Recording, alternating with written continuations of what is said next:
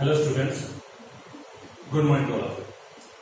तो तुम्हारा chapter number 5 चल रहा है और चैप्टर नंबर 5 में लास्ट क्लास हम जो पढ़े थे थोड़ा सा रिकॉल कर लेते हैं। उसके बाद आज का जो टॉपिक है तुम्हारा, उसका नाम है रफेज। ठीक है, इसका नाम है रफेज। तो इससे पहले जो हम पढ़ रहे थे थोड़ा सा इसको रिकॉल करते हैं, फिर आज का जो टॉपिक है रफेज, इसको हम आगे कंटिन्यू करेंगे। ठीक है, तो लास्ट क्लास में हम मिनरल्स के बारे में पढ़ रहे थे। ठीक है, तो मिनरल्स का काम था, सबसे पहले बात है मिनरल्स का नाम क्या है। मिनरल्स कौन कौन से ऐसे एलिमेंट्स हैं या कौन सा ऐसा जब हम खाते हैं तो जो हम मिनरल्स खाते हैं, खाने में जो हमारा मिनरल्स तो होता क्या है। तो फर्स्ट नंबर पे आयरन, सेकंड नंबर पे कैल्शियम, थर्ड नंबर पे आयोडीन।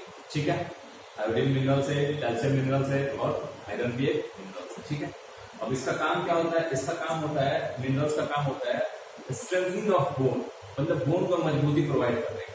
मिनरल्स की अगर कमी हो जाएगी तो बोन कमजोर हो जाएगा, बोन वीक पड़ जाएगा, बोन के टूटने के चांसेस बढ़ जाएंगे। अगर मिनरल्स प्रचुर मात्रा में मिल रहा है, जितना तुम्हारे बॉडी को रिक्वायरमेंट है मिनरल्स की, तो तुम्हारा बोन क्या रहेगा, स्ट्रॉन्ग रहेगा। ठीक है, और एक और काम था इसका कि maintaining the normal heart beat. कहने का मतलब ये है कि 1 मिनट के अंदर में 60 सेकंड के अंदर में हार्ट बीट जो होता है 70 से 72 टाइम्स बीट करता है। ठीक है, मतलब समझ लो कि एवरेज ह्यूमन का 70 to 75 टाइम्स में एक मिनट में 70 to 75 टाइम्स हार्ट बीट करता है। ठीक है, तो मिनरल्स की कमी की वजह से उसके हार्ट बीट में क्या आ जाएगा, गिरावट आ जाएगा।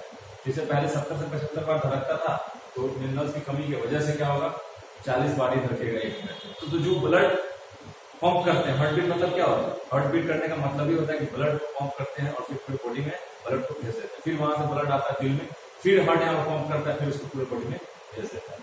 तो ये प्रोसेस चलते रहता है कंटिन्यू। तो कहने का मतलब है कि अगर कम हो जाएगा मिनरल्स तो हार्ट बीट, हमारी हार्ट बीट का जो स्पीड है, रेट है, वो कम हो जाएगा। ठीक है, और अगर या फिर जरूरी नहीं कि कमी हो जाए, ज्यादा भी हो सकता है।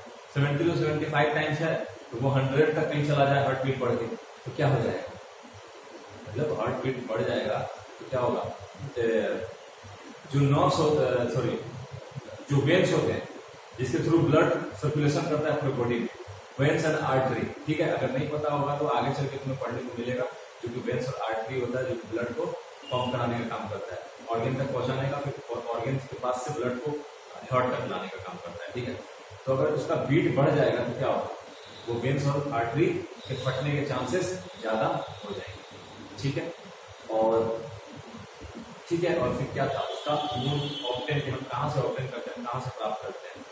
तो हम कहाँ से ऑप्टेन करते हैं, कहाँ से प्राप्त करते हैं, हम प्राप्त करते हैं कहाँ से, वेजिटेबल्स से, फ्रूट से, फिश से, इन सब जगहों से हम क्या करते हैं, उसको प्राप्त करते हैं, किसको, मिनरल्स को।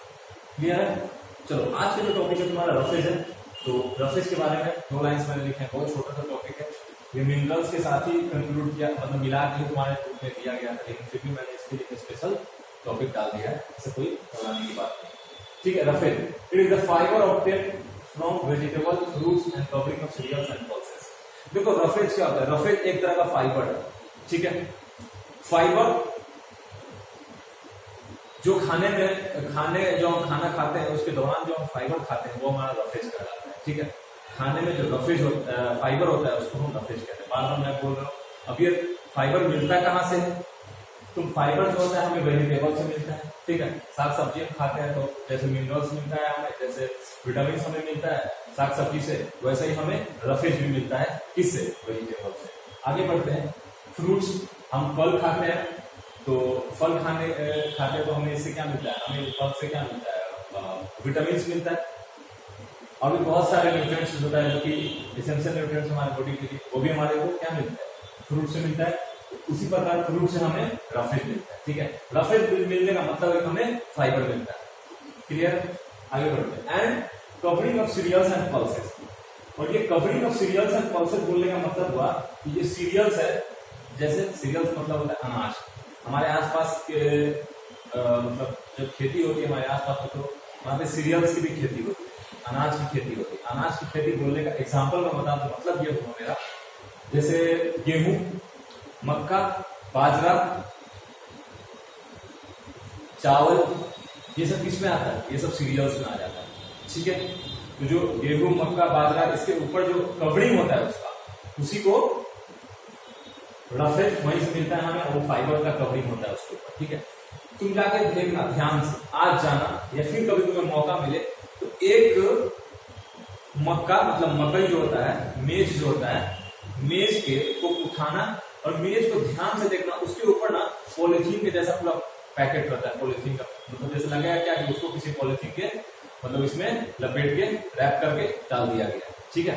तुम ध्यान से देखना एकदम ऐसे करके वो उसको ना उखाड़ने पर तुम्हें क्या होगा, पॉलिथीन के जैसा एक पतला सा परत उसमें से उखड़ेगा, ठीक है। वही होता है एक्चुअली में फाइबर, ठीक है।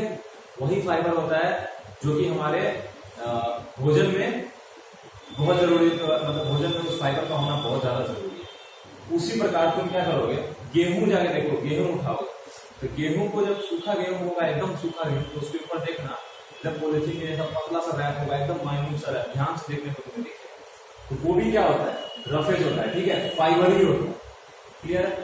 एंड पल्सेस और दाल, दलहनी जो सब क्या बोलते, दलहनी जो खेती, दलहन का खेती जैसे मूंग हो गया, मसूर हो गया और तोरई हो गया, उड़द हो गया, तो ये सब क्या होता है, पल्सेस की कैटेगरी में आता है, ठीक है।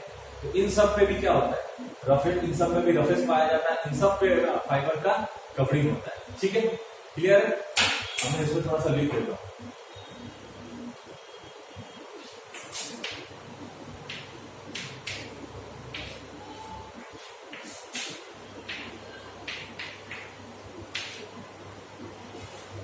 सीरियल्स मतलब होता है अनाज और पल्सेस मतलब होता है दलहन, मतलब दलहनी खेती, दलहन मतलब दाल से रिलेटेड जो भी उसको बोलते हैं पल्सेस, ठीक है। आ जाओ, एंड सेकंड लाइन में लिखा है it helps to digest food and clean the digestive system.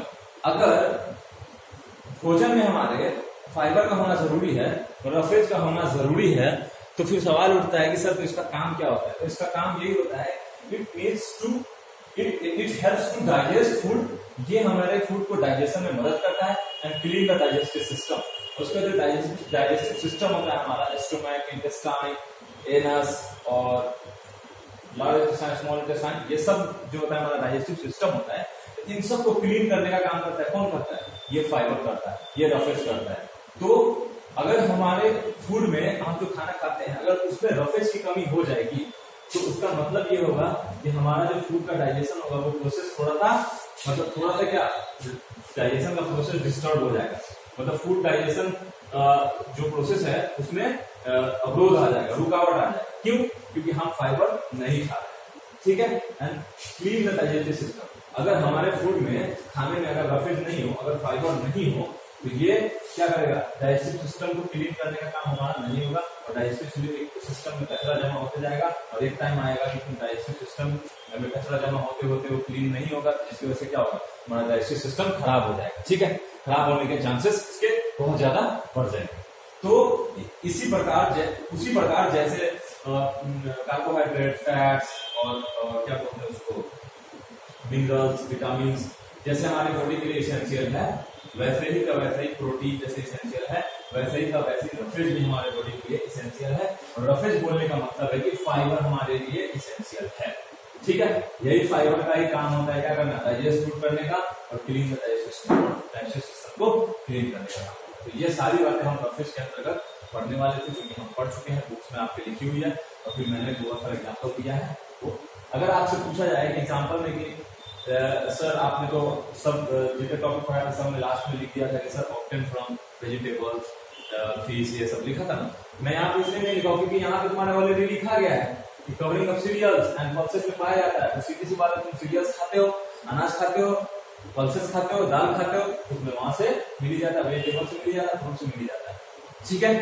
यहाँ से प्राप्त किया जा सकता है, कौन, रफेज प्राप्त किया सकता है, ठीक है। तो आज के लिए बस इतना ही, नेक्स्ट क्लास में हम आएंगे, तो जो नेक्स्ट टॉपिक होगा तुम्हारा, जो इसेंशियल होगा तुम्हारी बॉडी के लिए, हम उस पर डिस्कस करेंगे, ठीक है। तब तक के लिए क्या करना है, उसको नोट डाउन करो, मैंने जितनी सारी बातें पढ़ाई है तुम्हें उसको ध्यान में रखो, रिकॉल करो, पढ़ो, समझो, अपने बुक को भी एक बार रीड करो। मिलते हैं फिर नेक्स्ट क्लास में, ठीक है। Thank you very much.